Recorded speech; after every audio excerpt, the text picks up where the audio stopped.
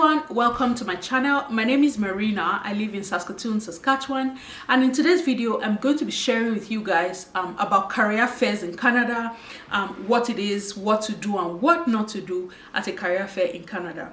I am a recruiter by day, and attending career fairs is one part of my job that I really like because it gives me an opportunity to meet new people, interface with new people, interface with other recruiters, and then get an opportunity to share about the opportunities available with my employer. And because I attend a lot of career fairs, I've noticed a recurrent theme of mistakes that potential job seekers make when they attend career fairs. And today we're going to be talking about all of that. So if this is the kind of content that interests you, please do well to keep watching. Before I go ahead and talk about the career fairs, I just want to stop to say thank you to the brand that has partnered with me to sponsor today's video. The brand that used to be called Lemonade Finance has now rebranded, brought out a new logo, and has changed its name. Lemonade Finance is now known as LemFi.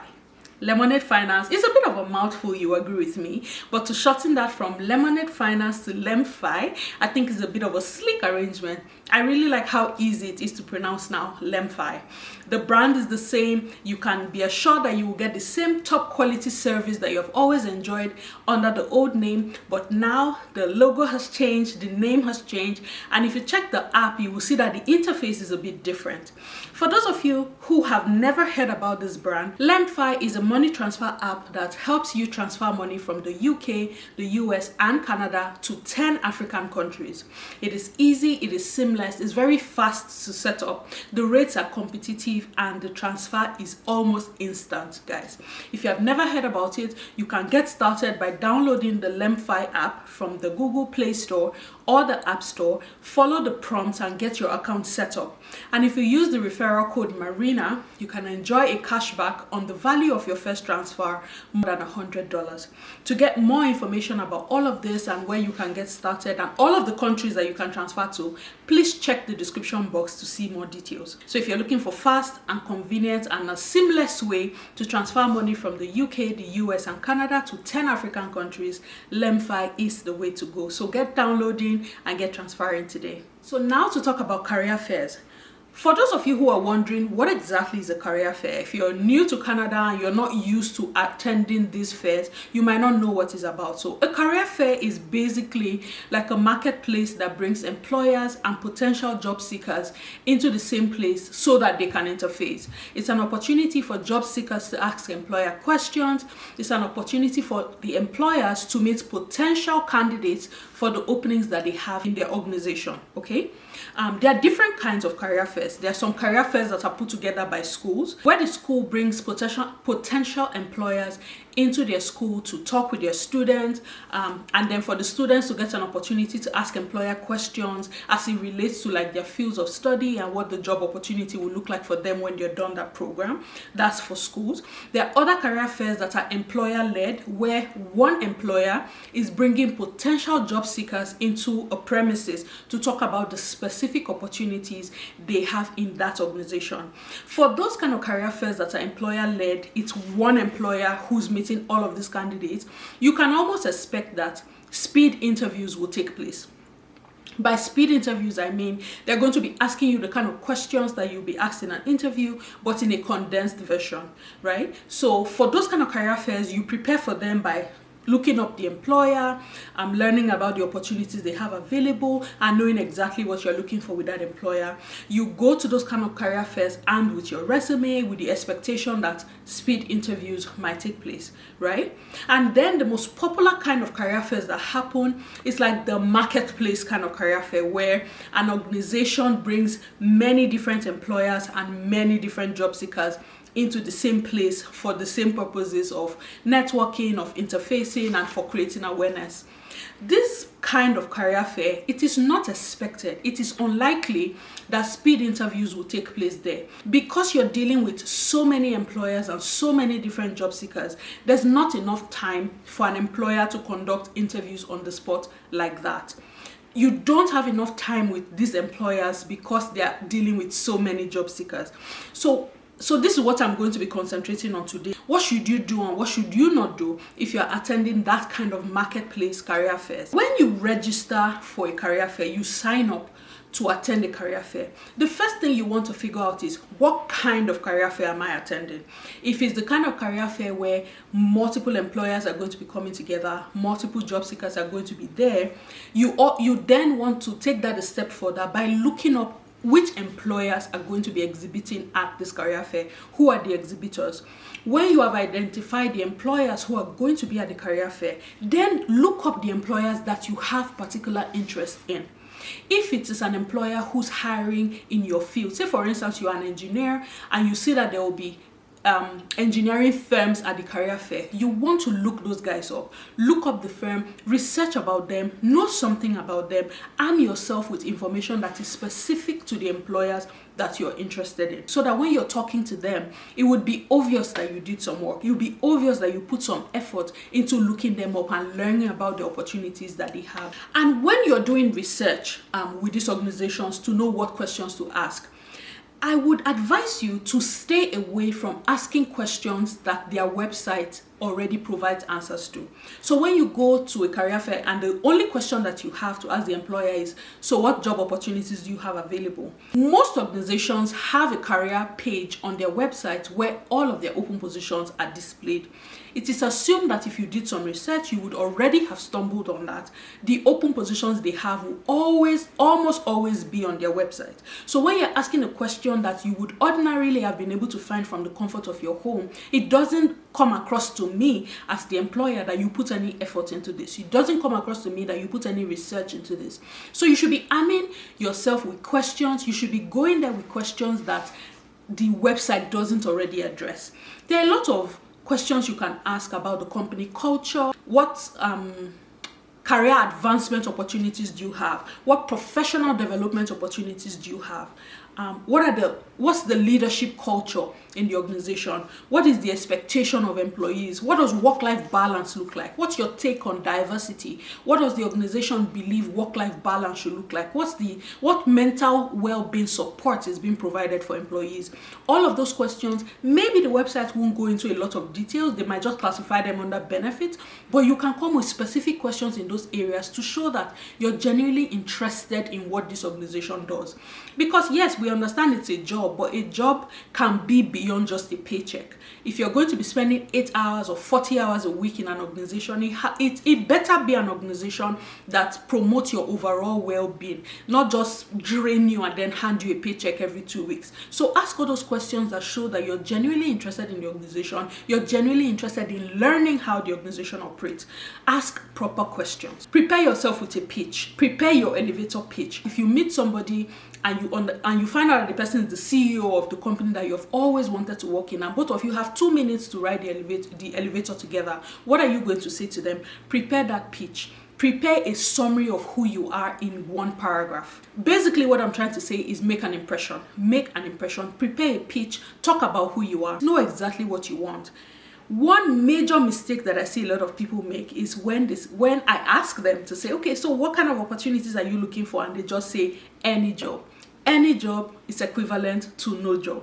Know exactly what you want. Know exactly what your qualification and your education has prepared you for. Know what your skills can be transferred into. If you're switching careers, know exactly what you can transfer your skills to. If you're remaining in the same career, know exactly what your skills are. What's your selling point? What's your biggest selling point? That's what you want to put in front. So don't go to a career fair and when they ask you what are you looking for, you say any job. Any job is no job. So know exactly what you want, okay? And then above everything else, please be polite and be professional. You guys, you would think that this is a no-brainer, like everybody's supposed to know that, but I have seen very funny things happen at career fairs that is making me add this in. It can be very frustrating to apply for jobs over and over and over and not get any response, and then you go to the career fair and you see that employer that you have been applying to and they didn't respond to you. Chances are your demeanor towards them might not be positive, and trust me guys, sometimes it shows in the way you interface with the people who are at that stand. It shows.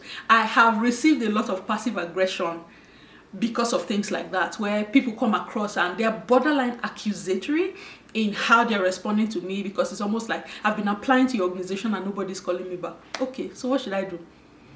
what should I do? Tell me, how do you want me to help you? You know, so please manage that. No matter how frustrated you are, it might be an opportunity for you to ask, to say, hey, I've been applying, do you think there's something I can do differently? What tips can you share that would help me stand out? Because guys, sometimes the reason why you're not getting called back is not necessarily because you're doing something wrong.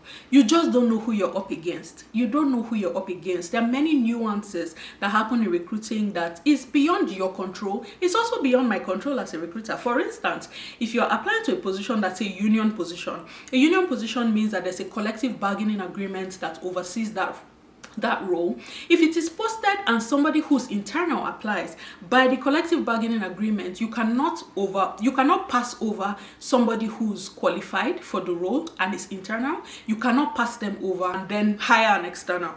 There are many ramifications that can take, but sometimes it is the collective agreement that's the deciding factor. So it's not because you have done something wrong. I'm just not legally allowed to hire an external over an internal. That's one example.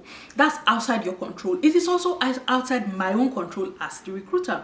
So be polite. Like if you have had bad experiences, that's a good opportunity for you to share your feedback, but politely. It reflects very poorly on you as a professional if you go to a career fair and you're passive aggressive with the recruiters that you're meeting there. Don't do that. So now I've told you the things that you can do. I've given you some examples of some things not to do, but to recap, you don't want to go to a career fair just asking about questions that the website can answer. Don't only ask about job openings. Let me tell you one of the most impressive questions that somebody has asked me at a career fair. The person asked me, it was like, what do you enjoy the most about being an employee with this employer? I thought it was a very impressive question, and I spent some time answering that question, just giving the person frame by frame what my experience has been like, what I like the most, and what they can look forward to. And guess what happened? I told the person to connect with me on LinkedIn. When we had an opportunity that the person had indicated that they were interested in, guess what happened? I sent the position to them. They applied. It was not me who was hiring for the role, so I didn't quite follow up if the person followed through. Well, I think the person declined going forward because it was in a location that they were not interested in moving in. But I'm telling you that in career fairs, people are making impressions that help them stand out. Recruiters typically don't give out like personal contact information or make any promises during career fairs. But I have seen cases more than once where the hiring manager gives out their contacts to job seekers and say, you know what, send your resume to me directly. I have seen that happen before. And guess what? People have been hired like that. You just never know what you're getting judged on. So make a positive impression. Make a good impression. Another thing that you don't want to do during a career fair is to get desperate and begin to beg for a job. Guys, it's a very uncomfortable position to be in when somebody comes to you and they're like, please just help me, I need this job, you have to hire me. See, I'm not making this up. Like, I'm a recruiter and this is something that I have seen. So I'm telling you on the basis of my own lived experience as a professional. Please don't beg for a job, please, because the person you're talking to is not the only decision maker when it comes to who to hire. As a recruiter, my job is to support, is to guide, is to provide guidance and direction to the hiring manager, but the final decision doesn't depend on me alone. So if you see me at a career fair and you start to beg me for a job, you are begging me to do something that I do not have the sole authority to do. It's just weird. Like, it is the weirdest thing. For one particular recruiter had an experience where the candidate started to cry and just talk about all the woes in their life history, how things have been going wrong, how they have been taking care of their family members back in their home country. We will listen to all of that, but at the end of the day, there's still nothing I can do in that case. So please don't put recruiters in that awkward position by going to beg for a job. Please don't do that. Another thing I'm going to say, especially to my African brothers, your accent is fine. Your accent is fine. You don't have to try to fake an accent because you think that's how to make an impression. No, be yourself. Just be who you are. Your accent is totally fine. Don't try to fake it. Don't try to mask it. Like, you trying to fake a Canadian accent is the most funny thing that I see in career fairs. So stop that. I mean, this is just a bonus point. And side note to my African brothers, your accent is completely fine. For those of you who are subscribers to the MARINA Isiri channel, I enjoy meeting you guys in career fairs. I enjoy chatting with you guys. But please, when I am there, representing my employer. I am there as Marina, the employer, and not Marina, a Siri content creator. I know that some of you want to get really chatty, but please, that's not the time to start to ask me questions that are YouTube and immigration related. I don't think that it is respect for my employer's time if I'm going to now start spending that time explaining things that are not related to my job. So please help me to help you. For those of you who have done it, I have politely just declined and taken you back to the reason why I was there, so please respect that. It was not me trying to be standoffish. It's just that when I'm there on my employer's time, I would have to respect my employer's time and do the work that I am paid to be there to do. Okay, so bonus points for my subscribers, please let's not do YouTube related matters when I'm official doing career fair work. Okay, so which of these points stood out to you? Did you have any aha moments in this video? Have you realized what you may have been doing wrong? What changes would you say you will be making as a result of this video? Please leave that in the comment section and I'll be happy to answer whatever questions you guys have down there. That's what I wanted to share with you guys today. Thank you very much for watching. I hope you learned something from this. If you did, please do well to hit the like button, share it with your friends and everybody who you think would need this kind of information. Please don't forget to check out LemFi. For those of you who have been using the LemFi app, have you noticed these differences? What do you think? Which one do you prefer, the new or the old? Hopefully you prefer the new, because I think the new is sleek and really nice. And if you're yet to subscribe to my channel, I would appreciate it if you hit the subscribe button on your way out. Until I come your way in the next video, it's your girl Marina saying thank you and have an awesome day. Bye guys.